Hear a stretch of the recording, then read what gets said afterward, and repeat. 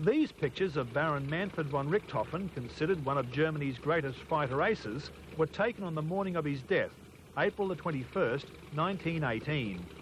But just how the Red Baron died has been a source of controversy for 80 years. On Anzac Day this year, two independent witnesses said they saw Canadian pilot Roy Brown shoot down the Red Baron.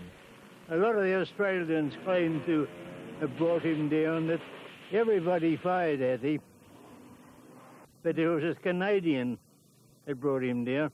Since then there's been controversy as who should get the credit, the machine gunner on the ground or this bloke. But I've got no doubt about it that the bloke in the aeroplane had a better chance of shooting him down than the machine gunner.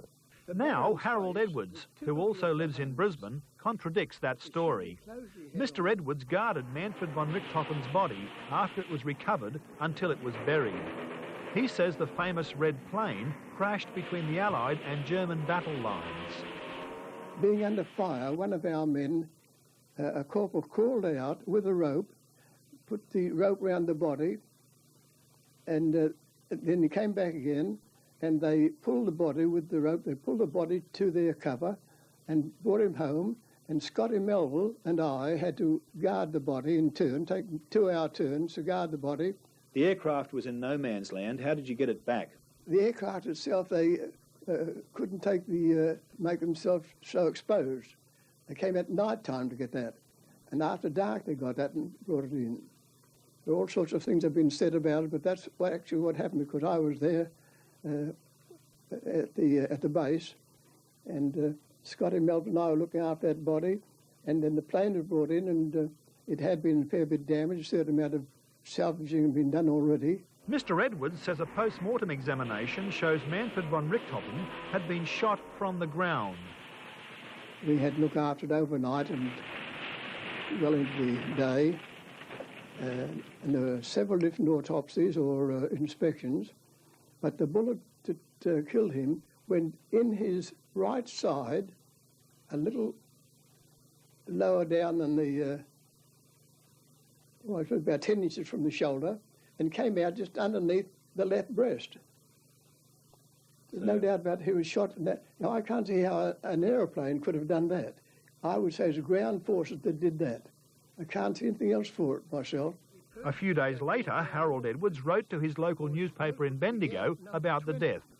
He was recognised as a great airman and clean fighter, and accordingly he was buried with full military honours. A coffin was supplied, 4 large wreaths were brought from various squadrons, and a number of our boys went as a firing party. There were a large number of officers, some of whom were staff, in attendance at the funeral, and several reporters, and 3 or 4 official photographers, one of them having a cinema camera. A great honour for the squadron, of course. Oh, it was, yes. It's interesting that the 3rd Squadron is the one that seems to have carried forward after all these years. It's still the principal squadron. Number 3 Squadron now operates Australia's frontline fighter, the FA-18.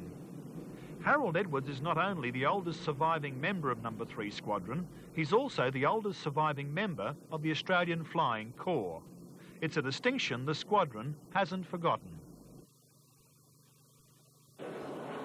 Number 3 Squadron was honouring one of its own. Harold Edwards was the last of the Australian Flying Corps from the Great War. Military officials joined family and community on Brisbane's Bayside to remember. He's had a long association with 3 Squadron. I think he was an inspiration to the World War II veterans, and he's maintained the association all the way through. We're more or less carried on from where these chaps like Harold made a name for themselves and fought for their country in the First World War. Harold Edwards was best known as the airman who guarded the Red Baron's body after the German ace was shot out of the skies over France in 1918. Mr. Edwards maintained an Australian ground soldier shot down Baron von Richthofen. There's no doubt about who was shot in that. Now, I can't see how an aeroplane could have done that. I would say it's the ground forces that did that. Grandpa had a wonderful life of history, and encountering the Red Baron was one of those magic moments. Mr. Edwards dedicated his life to the community and his Christian faith. A neighbour whose daily chats with Mr. Edwards always started with a handshake delivered the eulogy. My last handshake with him was late last Saturday, and it was his best handshake of all. A military honour guard paid tribute outside the church, while at the gravesite the last post rang out, a presenting of arms signalling the end of an era. Alison Smith, ABC News.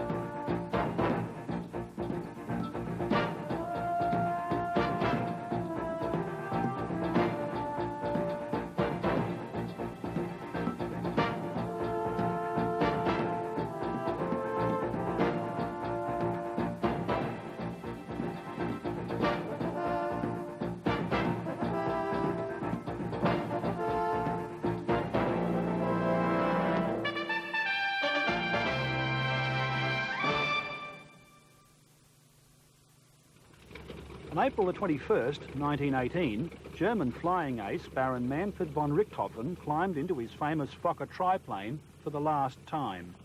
Australian troops on the ground witnessed the Red Baron's final battle. Shout went round, "The Red Baron's up! The Red Baron's up!"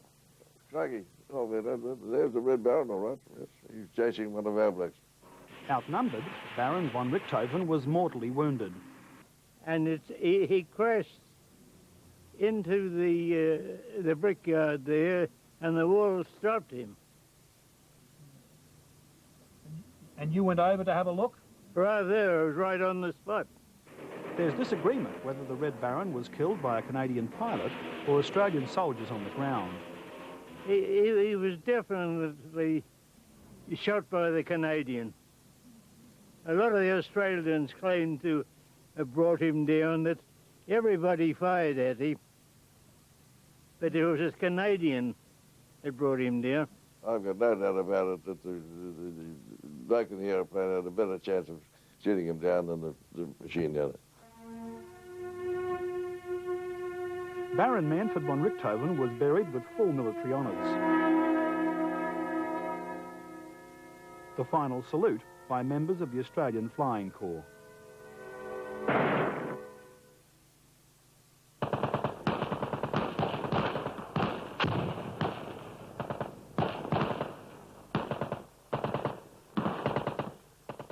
There was Gallipoli and Anzac Cove, and controversy still surrounds the military exercise where so many Anzacs died.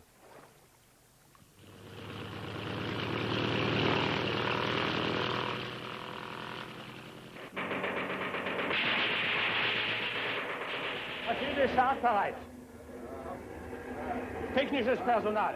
But on April the 21st, 1918, Baron von Richthofen climbed into his famous Red fighter plane for the last time, sparking another controversy.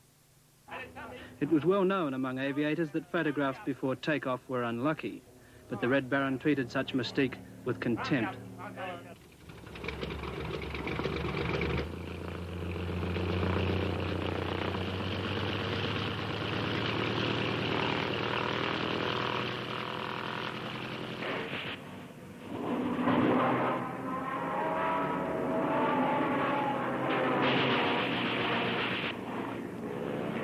A short time later, attempting to shoot down an Allied aircraft, Baron Manfred von Richthofen was killed. A Canadian fighter pilot had shot at and hit the Red Baron's plane, but on the ground an Australian machine gunner also claimed to have killed the German ace. Now, almost 80 years later, two old diggers who watched the fight refute the Australian claim.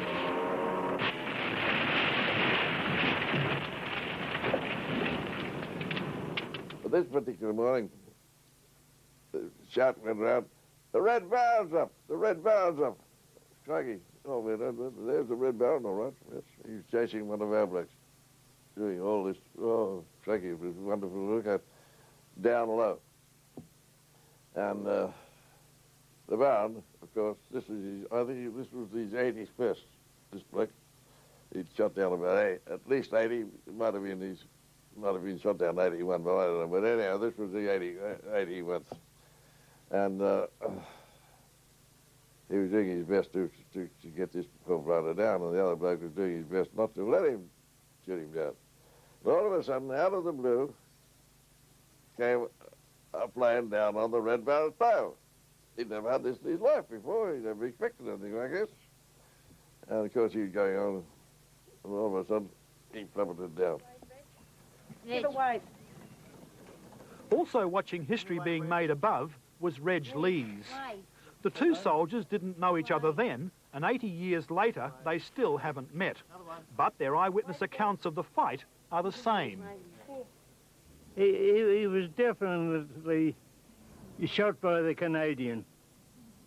A lot of the Australians claimed to have brought him down, that everybody fired at him, but it was a Canadian that brought him down. Well, the last I saw of Rick Toffin, he was 30 feet ahead of me, just before he crashed into the brickyard. Did you go over and have a look? I was straight on the scene. Can you tell me, what was it like? What happened? Well, when I got there, Rick Toffin was flying the latest German machine, and four-wheeled on it, you see. And he crashed into the brickyard there, and the wall stopped him. And you went over to have a look? Right there, I was right on the spot. In his memoirs, Reg says he and a mate visited the crash site where the Red Baron had died. But by that time, the plane had been largely stripped, and only the frame of the triplane was left. This bloke came down from the sky. In my book, he's the one that should get the credit. But since then, there's been controversy as who should get the credit, the machine gunner on the ground or this bloke. But I've got no doubt about it that the bloke in the aeroplane had a better chance of shooting him down than the machine gunner. Both hope their recollections will help put the controversy to rest.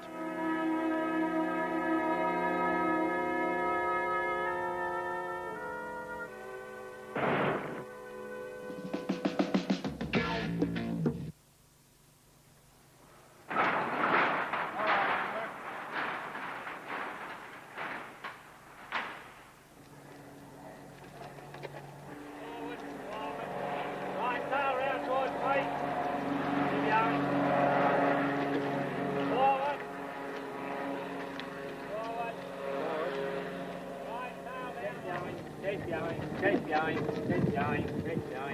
Right, lower her down gently.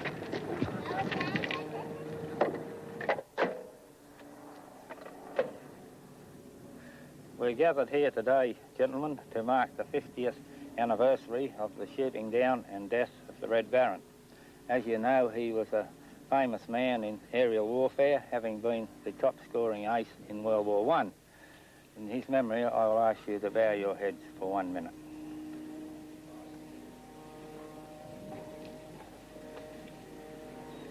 These men probably know more about von Richthofen than the German Air Force did in 1918.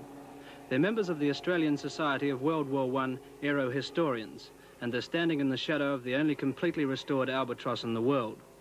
It was in this kind of aircraft that von Richthofen made about 60 of his 80 kills.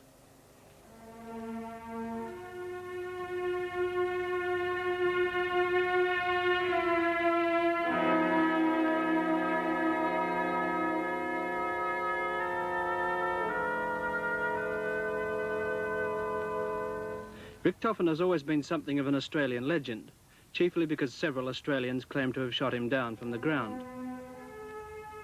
It was a group from the Australian Flying Corps who fired the salute at von Richthofen's funeral.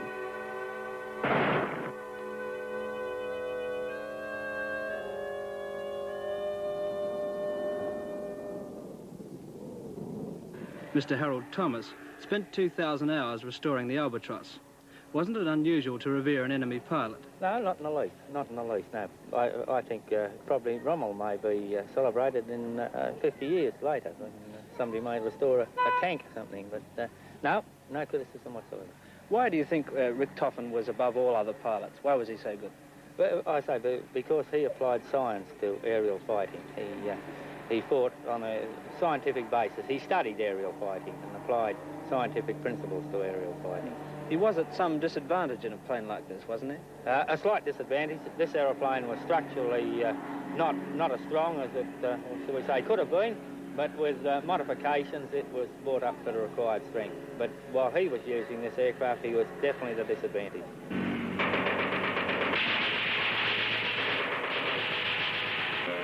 If von Richthofen was at some mechanical disadvantage, he certainly didn't let it worry him.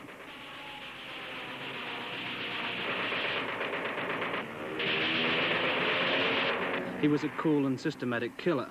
Silver mugs were made to commemorate each score. He once wrote, "My father discriminates between a sportsman and a butcher. The latter shoots for fun. When I've shot an Englishman, my hunting passion is satisfied for an hour." The oldest son of an aristocratic family, Manfred first joined the cavalry, but he was always being thrown from his horse, and after an inglorious charge, he was moved to a supply unit. Maschine ist startbereit. Technisches Personal. Machen Sie das Feld frei. He sought a transfer to the Air Force, and after wrecking 2 aircraft in his first 2 solo flights, he advanced quickly to become the greatest ace of the war. But the question remains, who shot him down? This has been argued by many, but I feel he was shot down by a Australian machine gunner, Magringer. What's always confused the ground theory is this photograph showing wounds to von Richthofen's head. On the morning of his death, the Red Baron was in fact pursuing a British Sopwith camel close to the ground. But he seemed unaware that another camel, piloted by a Canadian named Roy Brown, was on his tail. Brown said he fired a burst of machine gun bullets into the Red Fokker, saw the pilot slump forward, and then watched the Fokker crash just beyond the Australians' trenches. But the president of the Aero Historian Society, Mr. Ron Cooper, and a member, Mr. Derek White, say that von Richthofen was killed by a shot from an Australian gunner on the ground. Well, the shot entered the right side of the body, just under the armpit, and there is conflicting medical evidence as to whether the bullet passed right through and came out on the left side just above the breast, or whether it in fact ricocheted off the spine and then came out. But in any case, I feel the bullet would have entered about there, probably a little higher, and it was fired obviously in an upward direction as it left the body at a higher point than that at which it entered. You've got a rare agreement on this. Why do you think there's been so much controversy over it? Well, I think possibly because of prestige purposes at the time. Naturally, the RAF had been formed on the 1st of April. He was shot down on the 21st. Naturally, for prestige reasons, I would like to think that an airman shot him. Equally, for prestige reasons, of course, the Army wished to claim or to... Mr. White, why has von Richthofen in particular become such a legend? Well, I think the first reason for this in the extent of time is that people love a mystery. People love inconclusive things. Richthofen himself cared little for mystery or superstition. On the morning of April 21, 1918, he walked from his lavishly furnished and flower-decorated quarters and posed for photographs beside his aircraft. It was well known among aviators that photographs before takeoff were unlucky, but the Red Baron treated such mystique with contempt.